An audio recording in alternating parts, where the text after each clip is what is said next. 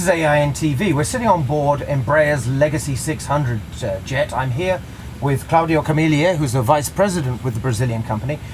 In a minute we're going to talk about your new business jet products, but first let's talk about your first offering to the marketplace, the Legacy. How is this selling now? What sort of feedback do you get from the marketplace for this aircraft?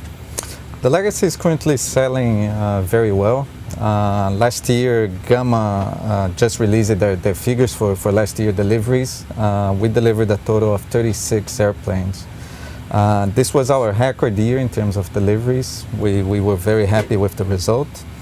And the kind of feedback that we are getting from the customers is very positive. In particular, the customers are very happy with the size of the cabin. This is the only super mid-size airplane with a 3-cabin zone, so it's a very comfortable airplane for the customers. So really, from your point of view, the cabin is what sets the Legacy apart, among other things? Among other things, yes. I would say that the cabin, the level of comfort, the reliability of the airplane, and its range and performance capabilities, yes. But of course, Embraer is one of several companies who are trying to change the face of business aviation by introducing new generation light jets, very light jets. You have 2 new Phenom products. What's the latest on this? Are those products close to market now? Are they meeting your expectations in terms of sales? Very much. Actually exceeding our expectations. We have launched the Phenom program back in 2005. We introduced the Phenom 100 and the Phenom 300. The 100 is a very light jet, 4 passenger seats plus the two pilot seats, and the 300 is a 6-seat airplane plus the 2 additional pilots. We have sold so far for both of them together a little more than 700 airplanes. The Phenom 100 is almost in the middle of the flight test campaign. We have already conducted a series of flight tests. We have 3 airplanes participating in the certification campaign. Very soon we will have the 4th one flying. And the entry into the certification and entry into service is planned for the second half of this year. The Phenom 300 schedule is 1 year behind the 100, so we are close to have the Phenom 300 first flight, and entry into service will happen in the second half of next year. Right. So this is going to be the year of the Phenom 100. This is going to be the year that this new very light jet goes into the marketplace. Do you think it's going to have as radical an impact as some people say? Some people say that this will bring new customers into business aviation who've never been there before. Yeah, we see the Phenom 100 as the new entry-level jet for business jets.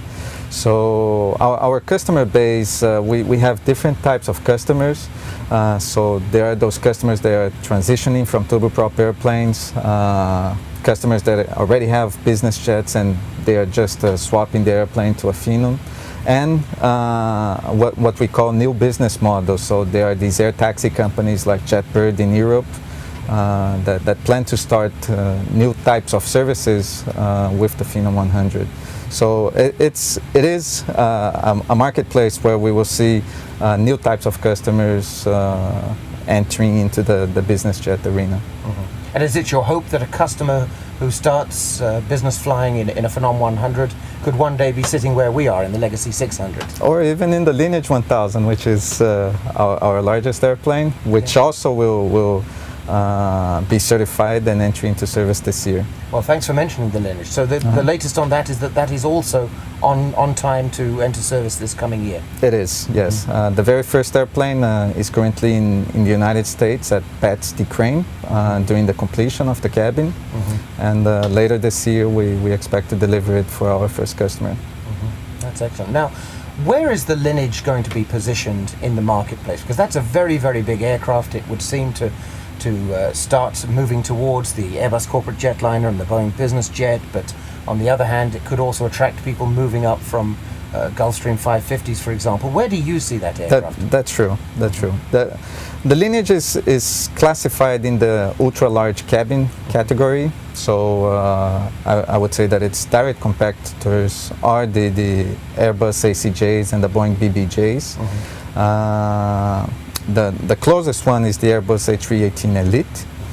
But we do see a big market opportunity there for those customers of the largest Gulfstreams and Global Expresses and Dassault's largest products, which are not looking for the extra range that those airplanes can provide, but are more interested in the cabin volume and the comfort standards. So in this case, we believe that the Lineage has a lot of appeal to these customers. Well, you're having a busy year here. You're introducing not one but two new aircraft. Apart from that, what are your main challenges for this year? What have you really got to get right? Well, as you said, this year we are entering into service with two new airplanes, the Phenom 100 and the Lineage 1000. And the Phenom 300 is starting the flight test campaign this year, and we are looking forward to the entry into service next year.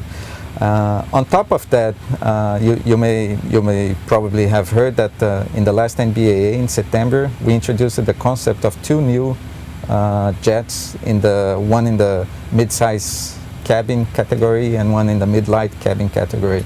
Basically, what we are looking at is trying to close the gap in between the Phenom 300 and the Legacy 600. So we expect a lot of activity in this area as well during this year. The programs are not launched yet. We still have to get our board's approval for that, but it's something that we are looking forward to. Could that approval come this year? We hope so. In theory. Yes. Okay. Yes. So the story here: no rest for your salesmen, no rest for your engineers, No. and another busy year for Embraer. That is true. Well, Claudio Camiglia, muito obrigado. Thank you very much for your time. It's been a pleasure to sit on this wonderful aircraft. For AINtv, I'm Charles Alcock.